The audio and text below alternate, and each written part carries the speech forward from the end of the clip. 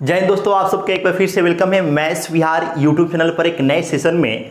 और आज आपको हम बहुत बड़ी खुशखबरी देने वाले हैं इंडियन आर्मी के भर्ती को लेकर। जी हाँ, आपने सही सुना। यदि आप आर्मी लवर हैं तो ये सेशन, ये खुशखबरी आपके लिए है। इंडियन आर्मी में अगर आप ज्वाइन करना चाहते हैं तो बच्चों का बहुत लंबे समय से वेट था, इंतजार था वैकेंसी का। और सबसे बड़ी बात यह है कि ये परमानेंट वैकेंसी है, ये 4 साल वाला नौकरी नहीं है, अस्थाई नौकरी है। तो इंडियन आर्मी में आपको 2 तरह के पोस्ट के लिए वैकेंसी रिलीज की गई है। और वो 2 तरह के पोस्ट कौन कौन से हैं? तो एक तो पोस्ट है नर्सिंग असिस्टेंट का और एक जो पोस्ट है वो वेटरनरी डॉक्टर का है। तो नर्सिंग असिस्टेंट, वेटरनरी 2 तरह के पोस्ट है। तो ऐसा नहीं कि पोस्ट की संख्या 2 है, नहीं, वैकेंसी की संख्या नहीं, हम पोस्ट के टाइप की बात कर रहे हैं, पोस्ट के टाइप की बात कर रहे हैं। टोटल वैकेंसी के बारे में आपको हम बता दें कि आर्मी में कभी भी टोटल नंबर ऑफ वैकेंसी को शो नहीं किया जाता है कि कितनी वैकेंसी है। तो टोटल वैकेंसी आप ये मान के चलिए कि 1500 के आसपास रहने वाली है, 1500 के आसपास रहने वाली है। कभी टोटल वैकेंसी आर्मी शो नहीं करता है। 2 तरह के पोस्ट है, कौन कौन से? तो नर्सिंग असिस्टेंट और वेटरनरी डॉक्टर की। तो आप इसके लिए कमर कस लीजिए, आप तैयार हो जाइए। अगर आप आर्मी लवर हैं, आर्मी ज्वाइन करना चाहते हैं तो आपके लिए बहुत ही बेहतरीन, बहुत ही शानदार मौका रहने वाला है। जो बच्चे आर्मी में जाना चाहते हैं उन सब के लिए, तो इसके लिए डिटेल इंफॉर्मेशन हम देने वाले हैं। और पूरे भारतवर्ष के लिए, पूरे भारत में जितने भी राज्य हैं, मैक्सिमम जितने भी राज्य हैं, सबको इसमें इंक्लूड करके वैकेंसी रिलीज की गई है। सभी राज्यों के लिए है। आप किसी भी राज्य से बिलोंग करते हैं तो आपके लिए वैकेंसी है। तो डिटेल इंफॉर्मेशन देने वाले हैं इस सेशन में। आप अगर इस सेशन को ज्वाइन कर चुके हैं, नए हैं चैनल पर, सब्सक्राइब करके बेल आइकन दबा दीजिएगा ताकि जब भी हम ऐसा सेशन लाएं, वीडियो इंफॉर्मेशन लाएं, तो आपको वो अपडेट मिल सके। तो चलिए आज के शानदार से इस सेशन को शुरू करते हैं। आपको हम बता ही दिए कि 2 तरह के पद हैं, 2 तरह के पोस्ट हैं। सबसे पहले आपको हम बता देते हैं कि असिस्टेंट, नर्सिंग असिस्टेंट क्या होता है। तो देखिए, आप हॉस्पिटल में जाते हैं तो हॉस्पिटल में डॉक्टर साहब होते हैं। डॉक्टर साहब की सहायता करने के लिए नर्स भी होते हैं जो उनको किसी न किसी रूप में उनको हेल्प करते हैं, असिस्ट करते हैं, सहयोग करते हैं। तो उसी प्रकार से जो हमारी भारतीय इंडियन आर्मी है, इंडियन आर्मी जो है उसमें जो डॉक्टर्स होते हैं, डॉक्टर्स को हेल्प करने के लिए नर्स की आवश्यकता होती है। और उसी नर्स के लिए आपको वैकेंसी निकली हुई है। क्लियर? इसी प्रकार से आप इंडियन आर्मी में जानते हैं कि घोड़ा भी होता है, कुत्ते भी होते हैं, ऊंट भी होते हैं जो हमारे भारतीय सेना को सपोर्ट करते हैं। तो उनको भी कुछ ना कुछ प्रॉब्लम होगा। तो उनको जब प्रॉब्लम होगा तो उनको इलाज करने के लिए डॉक्टर चाहिए। तो जो जानवरों का इलाज करते हैं उनको बोलते हैं वेटरनरी।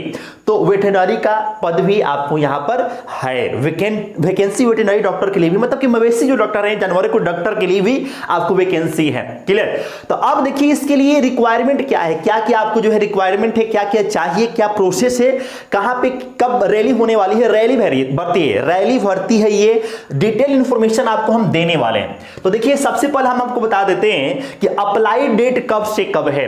तो मैक्सिमम जितने भी राज्य हैं उनके लिए, हालांकि रैली डेट अलग अलग है, लेकिन अगर देखें तो मैक्सिमम राज्यों का जो आपका अप्लाई करने का जो डेट है, वो 1 अक्टूबर से स्टार्ट हो चुका है। और कब तक वो चलेगा? तो 30 अक्टूबर 2022 तक आप अप्लाई कर सकते हैं। अप्लाई करने का ये डेट है। क्लियर? एज लिमिट की अगर हम लोग बात करते हैं तो एज लिमिट, हालांकि आगे हम आपको बताएंगे, कुछ राज्य ऐसे हैं जहां पर अप्लाई करने का जो डेट है वो 4 अक्टूबर से भी है। और जहां पे 4 अक्टूबर से अप्लाई करने का डेट स्टार्ट हो रहा है वहां पर आपको नवंबर में भी आपको डेट आपको एक्सटेंड हुआ है। लेकिन मैक्सिमम राज्य ऐसे हैं जहां पर अप्लाई करने का जो प्रक्रिया है वो 1 अक्टूबर से स्टार्ट हो चुका है। क्लियर? आगे हम डिटेल आपको बताएंगे।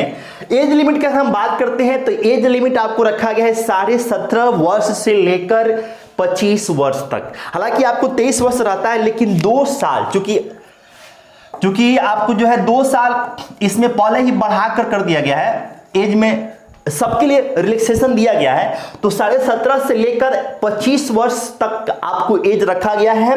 और एज की क्राइटेरिया की बात कर लें तो आपका अगर डेट ऑफ बर्थ, मतलब कि आपका जो है जन्म तिथि वो 1 अक्टूबर 1997 से लेकर 1 अप्रैल 2005 के बीच में आता है, तो आप बिना कुछ सोचे आप इसके लिए एलिजिबल है, फॉर्म भरने के लिए आप योग्य हैं, कोई दिक्कत आपको नहीं होगा। देख लीजिए आपका डेट ऑफ बर्थ 1 अक्टूबर 1997 से 1 अप्रैल 2005 के बीच में आपका होना चाहिए, तो आप अप्लाई कर सकते हैं। क्लियर। अब हम अप्लाई करेंगे, आप अप्लाई करेंगे तो आपके दिमाग में आएगा कि भाई फी कितना लगेगा। तो अप्लाई करने के लिए आपको कोई फी नहीं देना है, कोई भी चार्ज नहीं रखा गया है। वो चाहे जनरल वाला बच्चा हो या फिर SC ST वाला बच्चा हो या फिर OBC वाले बच्चे हो या फिर EWS वाले बच्चे हो, किसी के लिए कोई भी फी नहीं रखा गया है। 0 आपको यहां पर फी रखा गया है। क्लियर है। एजुकेशनल क्वालिफिकेशन की हम बात करें तो आपको जो है 12th पास मांगा गया है, 12th पास होना चाहिए और 12th पास से साइंस से होना चाहिए। साइंस देखिए हमें आप लिखे भी हैं, 12th पास आपको मांगा गया है। 12th पास किससे होना चाहिए? साइंस स्ट्रीम से होना चाहिए।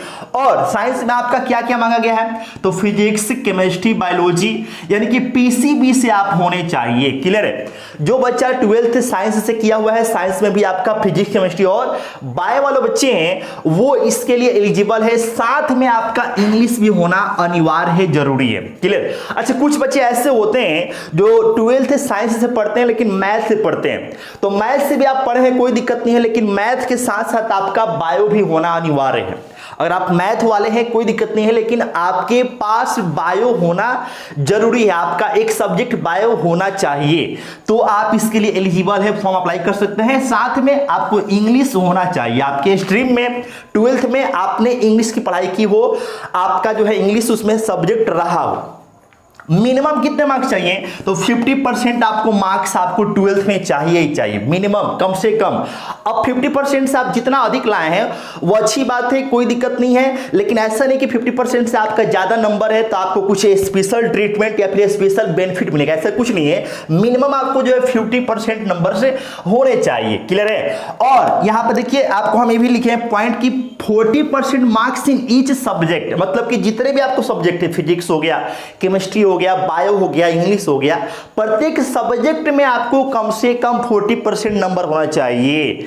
ये आपके लिए इंपॉर्टेंट पॉइंट है। क्लियर है। 40% अगर किसी भी सब्जेक्ट में कम हो गया तो आप उसके लिए एलिजिबल नहीं है, उसके लिए मतलब कि इस वैकेंसी के फॉर्म भरने के लिए एलिजिबल नहीं है। क्लियर है बच्चों।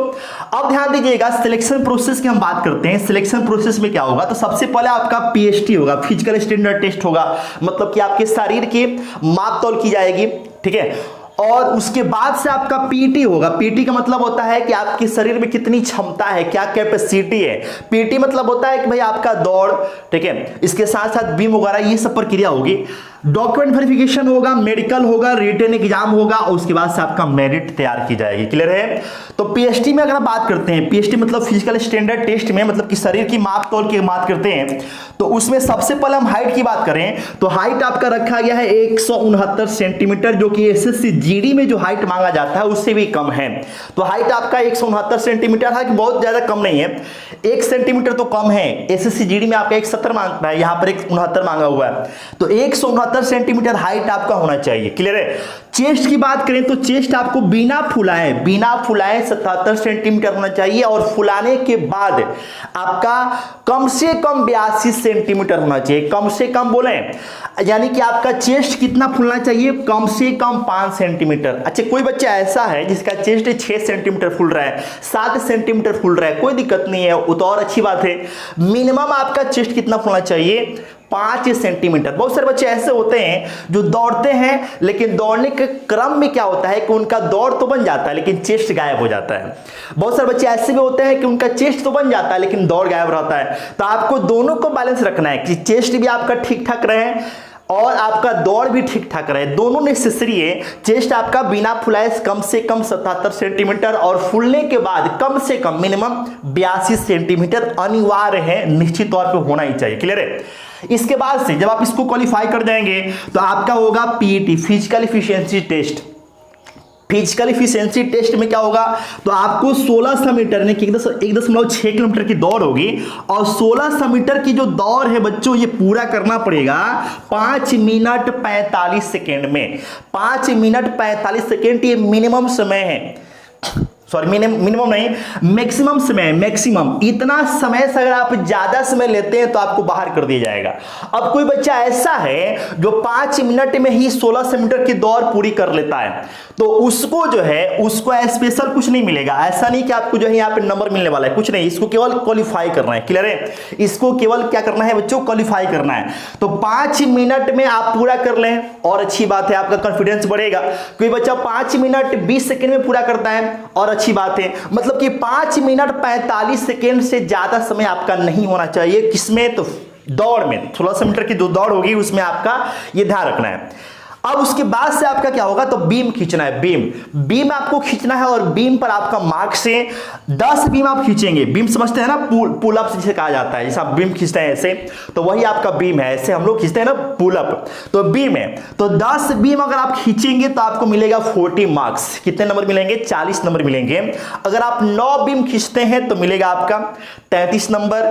8 बीम खींचेंगे तो 27 नंबर। 7 बीम खींचेंगे तो मिलेगा आपको 21 नंबर। 21 नंबर मतलब 21 मार्क्स मिलने वाला है। ठीक है, तो ये आपको हमने इंफॉर्मेशन दे दिया कि भाई आपको हाइट की क्राइटेरिया क्या है, एजुकेशनल क्वालिफिकेशन क्या होना चाहिए, एज की क्राइटेरिया क्या है, साथ में रनिंग वगैरह के बारे में आपको बता दिए, बीम वगैरह के बारे में बता दिए। अब आपको हम बता देते हैं, आपको बताते हैं कि जब आप जाएंगे तो सबसे पहले आपको जो है क्या क्या डॉक्यूमेंट्स लेकर जाना है। जब आप जाएंगे रैली भर्ती के लिए तो वहां पर डॉक्यूमेंट्स क्या क्या चाहिए। अच्छा, आगे आपको हम वीडियो में बताने वाले हैं कि किस राज्य के लिए कब रैली है, कब से उसका फॉर्म भरने का प्रक्रिया शुरू हो चुका है और कहां पर रैली भर्ती होने वाली है।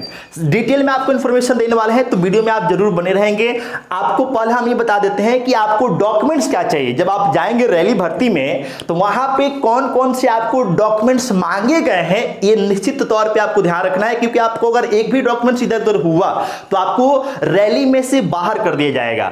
तो डॉक्यूमेंट्स में सबसे पहले आपका है एडमिट कार्ड। एडमिट कार्ड आपको नेसेसरी लेकर जाना है और एडमिट कार्ड वैसे जरूरी होता भी है, प्रवेश पत्र। और एडमिट कार्ड जो आप निकलवाएंगे वो लेजर प्रिंटर से निकला होना चाहिए। देखिए, प्रिंटर दो तरह का होता है, एक होता है लेजर प्रिंटर और एक होता है इंकजेट प्रिंटर। तो लेजर कार्ड से आपको मतलब कि लेजर प्रिंटर से आपको जो है एडमिट कार्ड निकलवाया होना चाहिए, इस बात का आपको ध्यान रखना है। उसके बाद से जो है फोटोग्राफ मतलब कि आप अपना जो है फोटो ले जाएंगे और वो भी कितने?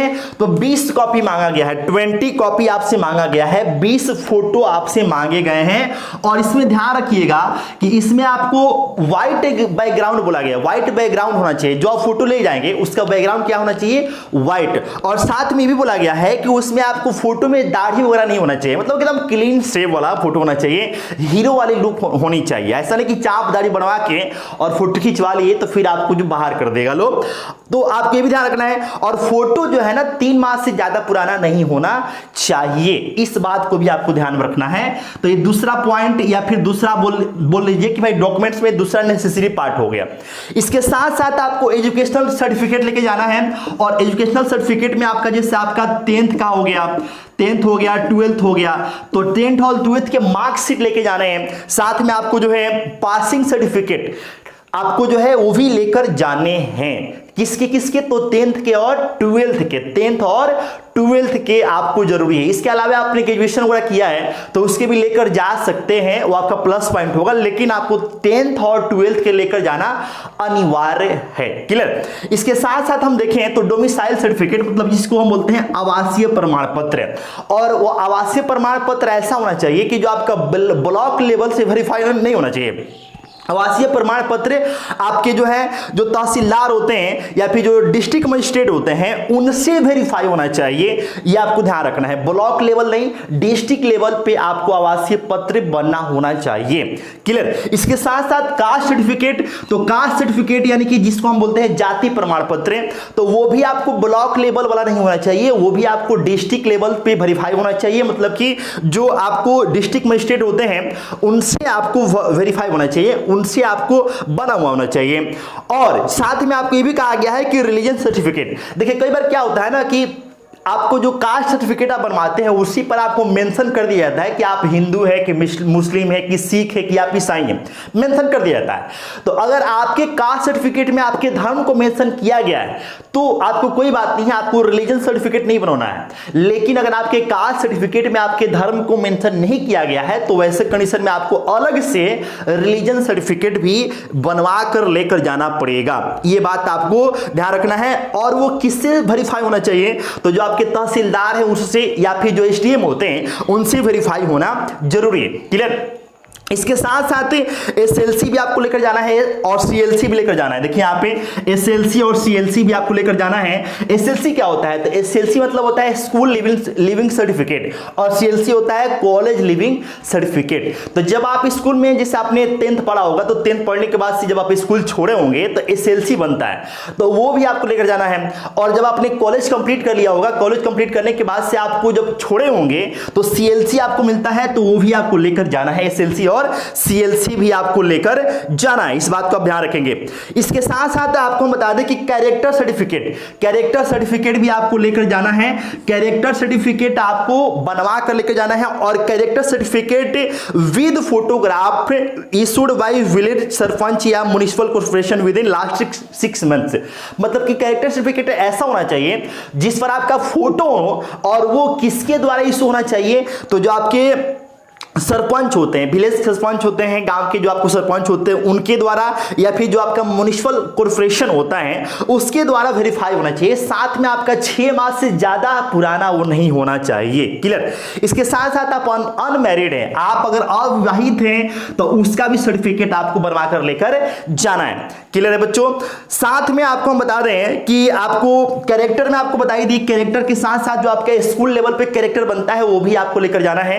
ये आपको जब कैरेक्टर बताए हैं, ये आपको कैरेक्टर हम बताए हैं किस लेवल पे, तो आपको ये बनवा लेना है किसके? तो जो ग्रामीण सरपंच होंगे उनसे, या फिर जो म्युनिसिपल कॉर्पोरेशन होंगे उनके सहयोग से बनवाना है। और स्कूल कैरेक्टर जो होता है वो भी आपको लेकर जाना है। क्लियर है? साथ में अगर आपने अगर एनसीसी किया हुआ है तो एनसीसी का सर्टिफिकेट भी आप लेकर जाते हैं तो आपके लिए प्लस पॉइंट होगा। स्पोर्ट्स में आप अगर भागीदारी रखते हैं, आप अगर नेशनल लेवल पे या फिर आप जो है डिस्ट्रिक्ट लेवल पे, आप जो है मतलब किसी भी लेवल पे आपने खेला, स्कूल लेवल पे, कॉलेज लेवल पर जो भी आपने खेला है, उसका अगर आपके पास सर्टिफिकेट है, प्रमाण है, तो आप अगर लेकर जाएंगे तो आपके लिए प्लस पॉइंट वो हो जाएगा। क्लियर है? साथ में आपको जो है अफिडेविट आपको जो है, जब इंडियन आर्मी का जो है, जब आप नोटिफिकेशन पढ़ेंगे तो उसमें आपको है अफिडेविट करने का जो है एक आता है, तो वहां पर आपको जो है 10 स्टाम्प के साथ उसको वेरीफाई करके और उसको जो है लेकर जाना है। ठीक है? कोर्ट वगैरह से वेरीफाई करना होता है, लेकर आपको जाना है किसको? तो एफिडेविट करवा कर लेके जाना है। ठीक है? तो बहुत सारे आपको जो है डॉक्यूमेंट्स हैं, आपको हमने बता ही दिया। तो ये आपको डॉक्यूमेंट से जो आपको लेकर जाना है और ये आपसे मांगे गए हैं, तो आप जो है नोटिफिकेशन को एक बार देख लीजिएगा, उसमें कैसे क्या है आपको जो है डिटेल आइडिया लग जाएगा। अब आपको हम बात करते हैं कि अलग अलग राज्यों के लिए जो रैली भर्ती है वो कब कब होने वाली है, कहां कहां सेंटर दिए गए हैं, कब से आप उसका जो है फॉर्म अप्लाई कर सकते हैं अलग अलग राज्यों के लिए। तो आपको जो है हम डिटेल में समझा देते हैं, बता देते हैं, आप ध्यान से सुनेंगे। तो आपको अगर आप बिहार और झारखंड से हैं, बिहार या फिर झारखंड से हैं, तो बिहार और झारखंड वाले बच्चों के लिए जितने भी डिस्ट्रिक्ट्स हैं बिहार झारखंड है, उनके लिए सबसे पहले हम बता देते हैं कि कब से फॉर्म अप्लाई होगा। तो कब से फॉर्म अप्लाई होगा? तो 1 अक्टूबर से फॉर्म अप्लाई होने की प्रक्रिया शुरू हो चुकी है और वो कब तक चलेगा? तो 30 अक्टूबर 2022 तक फॉर्म अप्लाई होने की बात कही गई है। एडमिट कार्ड कब आएगा? तो 15/11/2022 मतलब कि 15 नवंबर 2022 को बिहार और झारखंड वाले जो बच्चे हैं उनके लिए एडमिट कार्ड इशू कर दिया जाएगा। रैली डेट कब रखा गया है? तो जनवरी 2023 में, मतलब कि जनवरी में लेके चले गए हैं लोग। जनवरी में आपको जो है डेट मेंशन यहाँ पर नहीं किया गया है, लेकिन जनवरी में आपका रैली भर्ती होगी। रैली सेंटर कहां पर है? तो मुरादाबादी ग्राउंड रांची। ध्यान से सुन लीजिएगा, आप बिहार या झारखंड से हैं तो आपके लिए रैली सेंटर रखा गया है मुरादाबादी ग्राउंड, कहां पे? रांची में। क्लियर है? इसी तरीके से आप अगर उत्तर प्रदेश और उत्तराखंड के डिस्ट्रिक्ट से आते हैं, जितने भी बच्चे जो उत्तर प्रदेश और उत्तराखंड से आते हैं, तो उनके लिए फॉर्म अप्लाई करने का डेट कब से है? तो 4 अक्टूबर 2022 से लेकर 2 नवंबर 2022 तक आपके लिए डेट रखा गया है। एडमिट कार्ड आपका इश्यू होगा वही आपको 15 नवंबर 2022 को। रैली डेट आपके लिए रखा गया है 10 दिसंबर से लेकर 24 दिसंबर 2022। जितने बच्चे उत्तर प्रदेश और उत्तराखंड वाले हैं वो ध्यान देंगे। रैली सेंटर आपके लिए रखा गया है Dogra regiment centre Ayodhya. Dogra regiment centre Ayodhya में रखा गया है किन बच्चों के लिए? तो जो बच्चे उत्तर प्रदेश और उत्तराखंड से आते हैं, उत्तर प्रदेश उत्तराखंड के डिस्ट्रिक्ट से आते हैं, किसी भी डिस्ट्रिक्ट से आते हैं, उनके लिए rally centre Dogra regiment centre Ayodhya में रखा गया है। अब देखिए, हम आगे आपको बात करते हैं हरियाणा, हिमाचल प्रदेश और दिल्ली के जितने भी राज्य हैं, उन राज्यों के लिए जो कैंडिडेट होंगे उनके लिए फॉर्म अप्लाई करने का जो डेट है वो 1 अक्टूबर 2022 से 30 अक्टूबर 2022 से। एडमिट कार्ड आपको इशू किया जाएगा 12/11/2022, मतलब कि 12 नवंबर 2022 को एडमिट कार्ड इशू कर दिया जाएगा। रैली डेट आपका है 9 दिसंबर से लेकर 13 दिसंबर 2022 से। रैली सेंटर है Rajiv Gandhi sports complex Rohtak Haryana. Rally center आप सुन लीजिएगा, Rajiv Gandhi sports complex Rohtak Haryana. Clear. अब उसके बाद से हम मध्य प्रदेश छत्तीसगढ़ से जितने भी बच्चे हैं उनके लिए हम बात करते हैं। मध्य प्रदेश और छत्तीसगढ़ के जितने भी डिस्ट्रिक्ट्स हैं, जितने भी जिले हैं, उनके लिए आपको डेट रखा गया है। फॉर्म अप्लाई करने का डेट आपको 1 अक्टूबर 2022 है और वो लास्ट डेट है 30 अक्टूबर 2022। एडमिट कार्ड इशू किया जाएगा 3/11/2022, मतलब कि 3 नवंबर 2022 को। और रैली डेट है आपका 21 नवंबर 22 नवंबर 2022 को। रैली सेंटर आपका दुर्ग छत्तीसगढ़ में रखा गया है। ठीक है। और इसी प्रकार से राजस्थान के जितने भी डिस्ट्रिक्ट्स हैं उन सभी बच्चों के लिए, वहां से जो बिलोंग करते हैं उनके लिए आपका फॉर्म अप्लाई करने का डेट है 1 अक्टूबर 2022 से लेकर 30 अक्टूबर 2022 से। एडमिट कार्ड इशू किया जाएगा 20 नवंबर 2022 को। रैली डेट है 20 जनवरी 2022 से लेकर 31 जनवरी 2023 तक है। रैली सेंटर आपका जयपुर राजस्थान है।